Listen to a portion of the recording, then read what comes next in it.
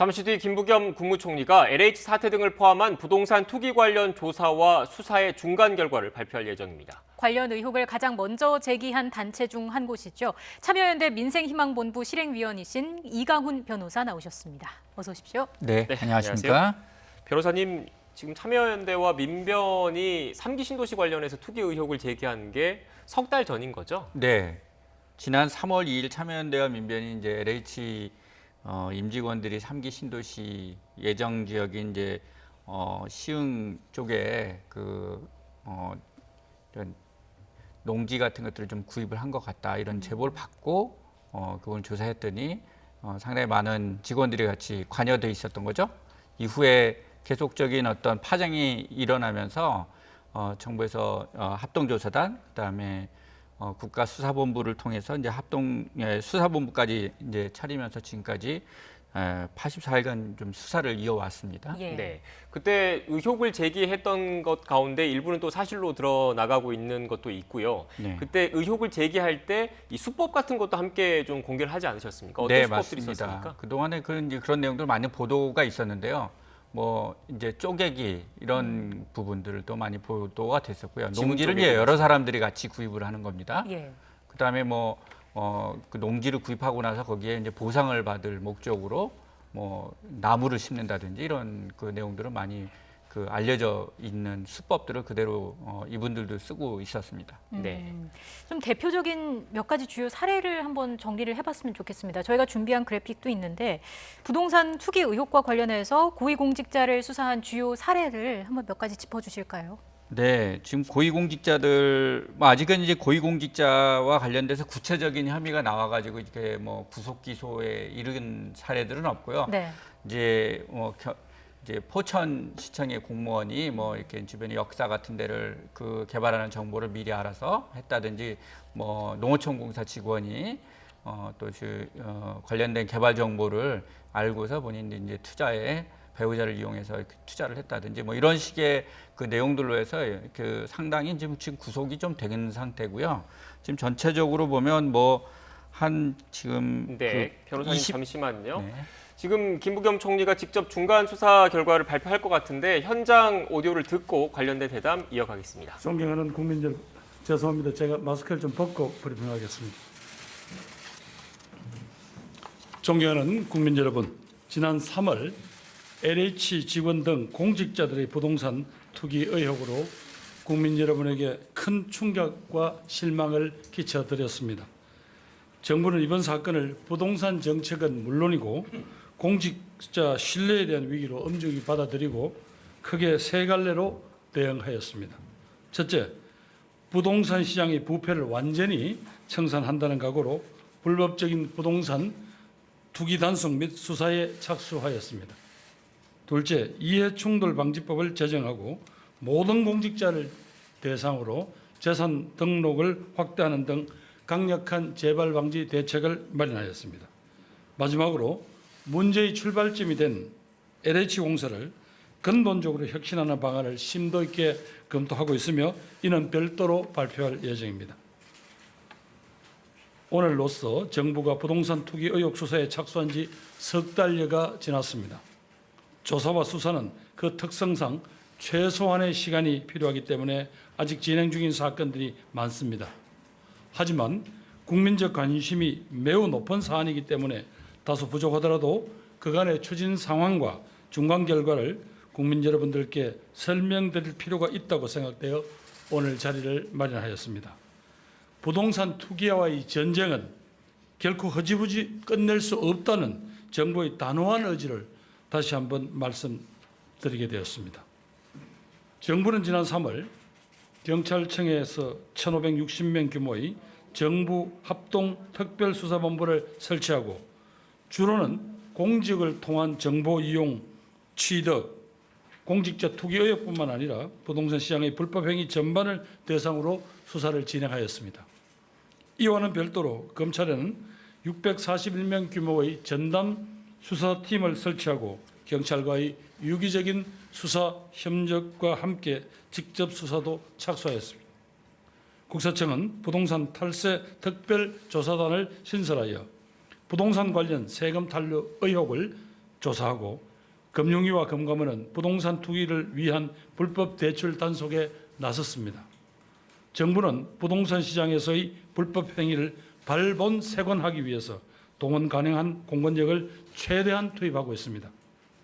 지금까지 진행 상황에 대해서 간략히 말씀드리겠습니다. 경찰청의 정부합동특별수사본부는 합동조사단의 수사 의뢰, 국민권익위 신고센터 접수 사안, 자체 첩보로 인지한 사건 등 총 646건, 약 2,800명에 대해 수사를 진행하여 20명을 구속하고 529명을 검찰에 송치하였습니다. 검찰은 별도의 직접 수사를 통해 기획부동산 등 14명을 구속하였습니다. 검경 간 긴밀한 협조를 통해 몰수, 추징, 보전 조치를 위한 보전 조치를 한 부동산 투기 수익은 현재까지 약 908억 원 정도입니다. 국세청의 부동산 탈세 특별조사단은 2차례에 걸쳐 총 454명에 대한 세무조사를 진행하고 있습니다. 현재까지 세금 탈루 의혹이 밝혀진 94건에 대해서는 534억 원의 세금을 추징할 예정입니다.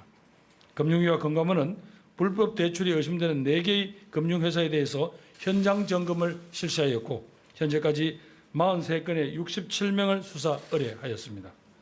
이번 조사와 수사 결과 드러난 부동산 관련 탈법 행위는 다양했습니다. 전직 차관급 기관장과 기초지자체장, 시군의원, 실무를 담당하는 직원들까지 여러 공직자들이 내부 정보를 활용하여 토지를 매입한 혐의를 확인하였습니다. 행정을 통관해야 될 국무총리로서 이러한 공직자들의 불법 혐의에 대해 매우 부끄럽게 생각하고 국민들 앞에 머리 숙여 사죄드립니다.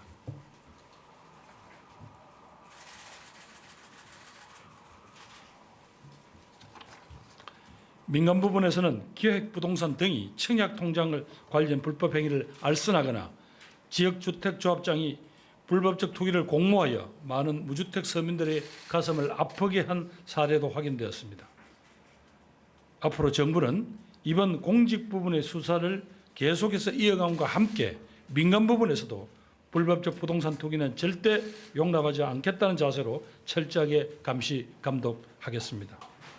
존경하는 국민 여러분, 정부는 이번 사건을 부동산 시장에서의 공정과 정의의 가치를 바로 세우는 계기로 삼겠습니다. 지금 우리 사회에서는 불법적인 부동산 투기는 서민의 꿈과 희망을 짓밟는 결코 용납될 수 없는 범죄입니다. 대한민국 공동체의 미래를 해체시키는 중대 범죄입니다. 공직자를 포함하여 불법적 투기는 반드시 처벌하고 불법 투기 수익은 몰수 추징된다는 상식을 이번 기회에 분명히 확립하겠습니다. 오늘 말씀드린 것은 중간 진행 상황입니다. 최근 수사 의뢰된 경우를 포함하여 고위 공직자들에 대한 조사와 수사는 현재 진행입니다. 끝까지 지켜보아 주십시오. 정부는 유사한 불법 행위가 다시는 발붙일 수 없도록 기한을 두지 않고 성역 없이 수사하고 조사하겠습니다. 지금까지 수사 결과 나타난 불법 사례들은 일벌백계할 수 있도록 검경 간의 유기적인 협력으로 공소유지의 만전을 기하겠습니다. 수사가 진행 중인 사건들은 국민의 눈높이에서 신속히 마무리될 수 있도록 최선을 다하겠습니다. 세무조사와 불법 대출에 대한 조사도 계속해 나가겠습니다. 공직자에 대해서는 법이 허용하는 최대한 무거운 책임을 지을 수 있도록 관계기관과 협력해 나가겠습니다. 공직자 여러분들께 당부드립니다. 모든 공직자들은 이번 사건을 반면교사로 삼아 국민 앞에 청렴하고 부끄럽지 않은 그런 공복이 될 수 있도록 각별히 유념해 주십시오. 국민 여러분께서도 공정하고 정의로운 대한민국을 만들기 위한 정부의 노력을 계속해서 주시해 주기를 간곡히 부탁드립니다. 상세한 사항은 이후 각 기관에서 설명드리겠습니다. 감사합니다. 이상으로 김부겸 국무총리의 부동산 투기 조사 및 수사 중간 결과에 대한 브리핑을 마치겠습니다. 감사합니다. 네, 지금까지 김부겸 국무총리의 부동산 투기 관련된 중간 수사 결과 발표 직접 라이브로 들었습니다. 일단 주요 내용을 간단하게 다시 한번 좀 정리를 해드리겠습니다. 앞서 지금 변호사님과 얘기를 했을 때도 전해드렸지만 지난 3월에 1,560명 규모의 정부 합동 특별수사본부를 설치를 했고 그 이후에 3개월가량이 지났는데 지금까지의 중간 수사 결과입니다. 현재까지 검찰과 646건 2,800명을 대상으로 수사가 진행이 돼서 20명이 구속됐고 529명이 검찰에 송치됐다라는 내용이 있었습니다. 그리고 검찰은 직접 수사를 통해서 기획부동산 등 14명을 구속을 했고요. 부동산 투기 수익은 908억 원을 몰수, 추징 보전 조치를 했다라는 내용이 있었습니다. 앞서 김부겸 총리도 언급을 하긴 했는데 오늘 발표된 내용은 중간 수사 결과입니다. 그래서 앞서 전해드린 이 수치와 관련된 부분은 추가적으로 더 늘어날 가능성도 배제할 수 없습니다. 그럼 이어서 변호사님과 함께 보다 자세한 내용 짚어보겠습니다. 변호사님 한참 말씀 중이셨는데 중간 수사 결과 발표 때문에 중간에 말씀이 끊겨서 양해 부탁드리겠습니다. 오늘 이 전반적인 내용 어떻게 보셨습니까? 네, 지금 이제 진행 상황을 중간에 말씀하신 건데요. 지금 이제 그 투기 사범들이 2,800여 명 정도 단속을 했다라고 하는 부분은 이제 그간에 이제 아직 3개월도 되지 않은 가운데서 지금 수사가 이루어지는 내용이니까 꽤 많은 부분에 대해서 적발을 했다고 생각이 됩니다. 다만 아직 이제 구속자들이 이제 20명 정도 나오고 그 중에서 뭐 아주 고위직에 있는 분들은 없었던 것으로 보이고 그래서 이런 것들이 아직 이제 뭐 국회의원 수사라든지 이런 부분에서 더 나가야 될 부분들이 좀 남아 있는 것으로 보이고 네. 남은 수사들도 상당한 양이 돼서요. 이게 전부 다 끝나려면 한 1년 정도는 걸리지 않을까 저는 생각을 하고 있습니다. 네, 어떤 부분에 초점을 맞춰야 되겠습니까? 지금 우선 그 수사 내용들이 아직 그 초기 수준에서 이렇게 조금 더 나간 수준 정도, 아직 이제 검찰에 송치된 단계라고 그러는데요. 아직도 조사를 해야 될 내용들이 아마 많이 남아 있을 거라고 생각이 됩니다. 그래서 예. 그 부분들을 철저히 아마 수사를 해야 되지 않겠는가 이렇게 생각을 합니다. 네. 일단 중간 수사 결과 대략적으로 그 수치와 관련된 내용이어서 지금 변호사님과는 앞으로 그렇다면 이걸 재발 방지를 위해서 어떻게 해야 되는지 제도적인 부분을 좀 집중적으로 여쭤볼게요. 일단 네. 앞서 김부겸 총리도 언급을 하긴 했는데 말한 내용 중에 전직 차관급 기관장과 기초지자체장, 시군 의원, 실무를 담당하는 직원들까지 내부 정보를 활용해서 토지를 매입한 혐의를 확인했다. 이런 발언이 있었습니다. 결국 내부 정보를 통해서 투기를 했다는 의혹이 불거졌다는 건데 이런 그 공직자들의 투기를 막기 위한 제도적 장치 이런 사태가 불거진 이후에 좀 국회에서 논의된 게 있지 않습니까? 그렇죠. 꽤 많이 논의됐고요. 대표적으로는 그 지난 3월 24일 날 그 부동산 투기 방지를 위해서 이제 공직자윤리법이 또 개정이 됐었고, 네. 그다음에 공공주택특별법 개정안과 한국토지주택공사법 개정안들이 같이 통과가 됐습니다.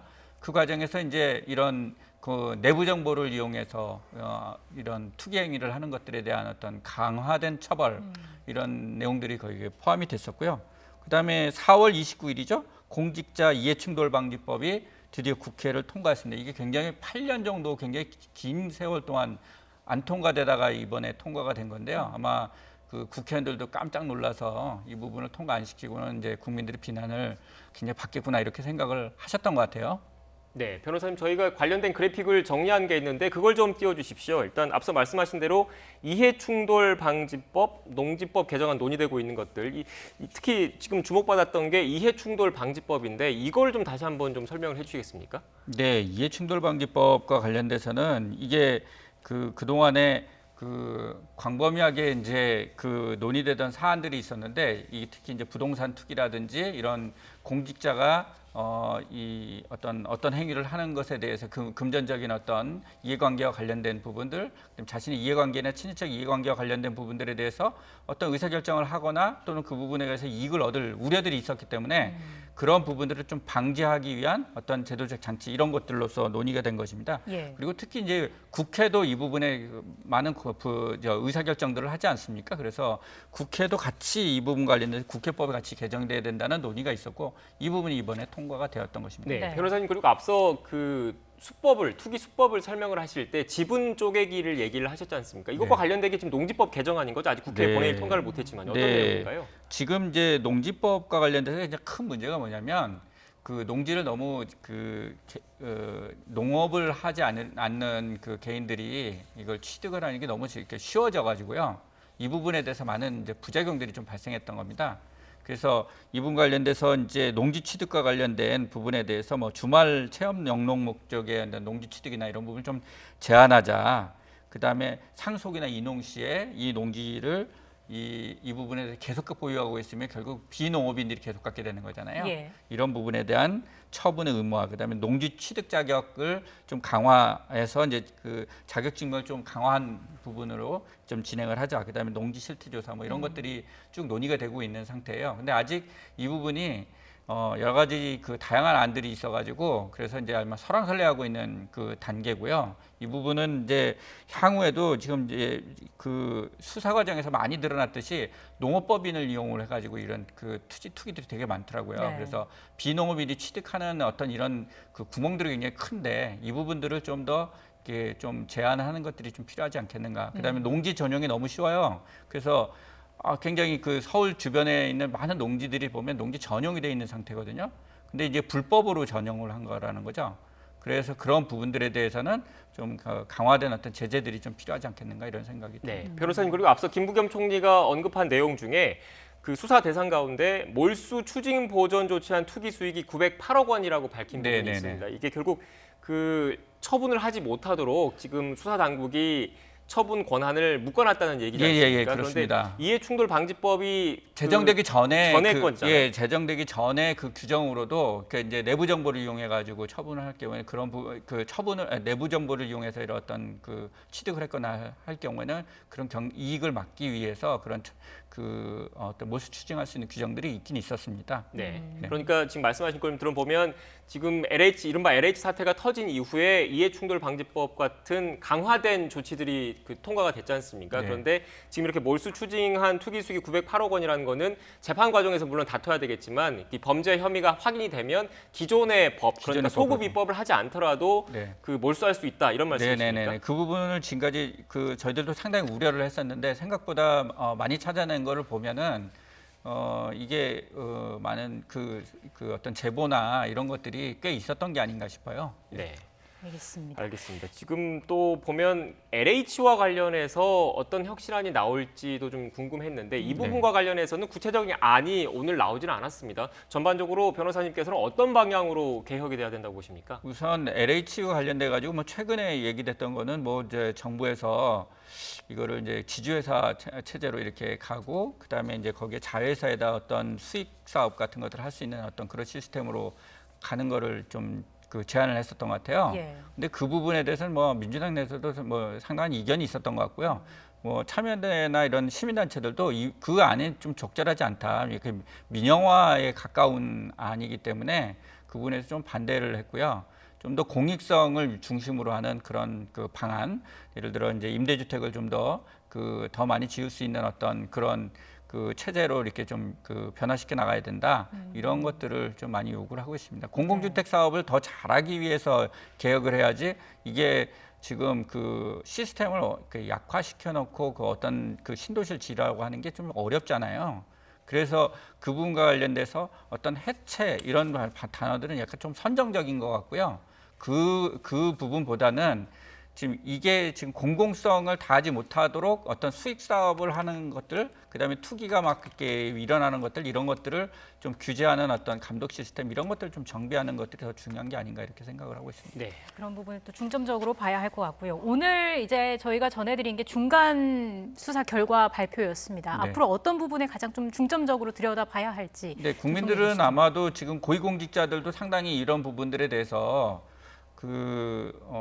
투기와 관련된 부분들이 연루가 됐을 가능성이 있는데 아직 이제 그 부분에 대한 뚜렷한 어떤 결과들이 안 나왔으니까 그런 것들이 좀 돼야 이게 수사가 제대로 된 것이라고 이렇게 생각을 하실 것 같아요. 그래서 그 부분에 대해서는 좀 좌고우면하지 않고 철저하게 수사를 했으면 좋겠고요. 지금 이미 건수가 이 정도 나왔는데 앞으로 더 수사하면 꽤 나올 것 같거든요. 그리고 근데 이제 제가 좀 살펴봤던 중에 약간 의아했던 부분은 지자체마다 균일하지가 않아요. 네. 그래서 주로 이제 경기도하고 그다음 대구나 광주나 뭐 이런 그 일부 지역에서만 지금 구속자가 나오고 있는데 현실적으로 제가 볼 때는 여러 지역에서 다 그랬을 가능성이 있어서 이 부분은 각 지역의 수사들을 좀 더 철저히 하면 이 부분에 대한 상당한 성과들도 나올 수 있지 않겠나. 그래서 너무 짧게 생각하지 말고 한 1년 정도 길게 좀 생각을 해서 이렇게 이번에 계기가 됐을 때 좀 확실하게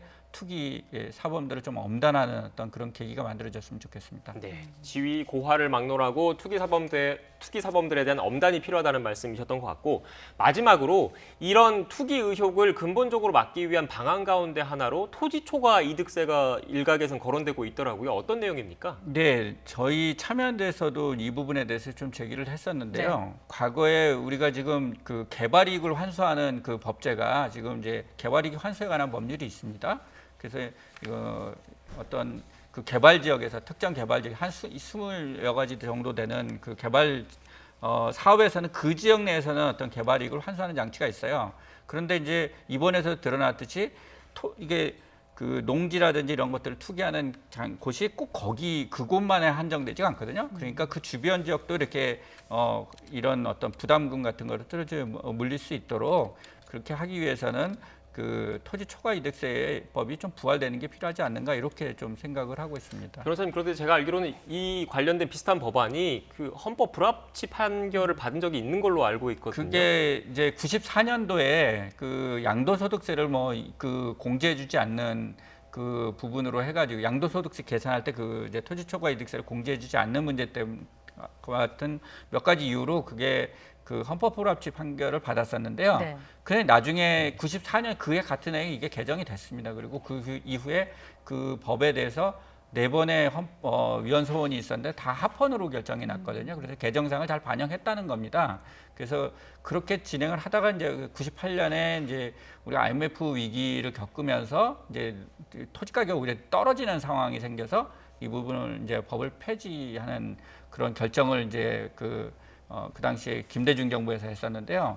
그러고 나니까 그 이후에 이렇게 매번 신도시를 지을 때마다 이런 그 투기 사태들이 지금 재현이 되고 있는 겁니다. 그래서 근본적으로 토지 투기와 관련된 부분을 차단하기 위해서는 어느 정도의 과세 부분들이 같이 붙어줘야지 경제적 이익을 제거하지 않는 상태에서 어떻게 그런 부분에 대한 어떤 투기를 방지할 수 있겠는가 하는 좀 그런 점들을 저희들이 좀 강조하고 있는 것입니다. 네, 알겠습니다. 부동산 투기를 막기 위해서 철저한 수사 그리고 제도 보완이 함께 필요하다는 말씀이셨던 것 같습니다.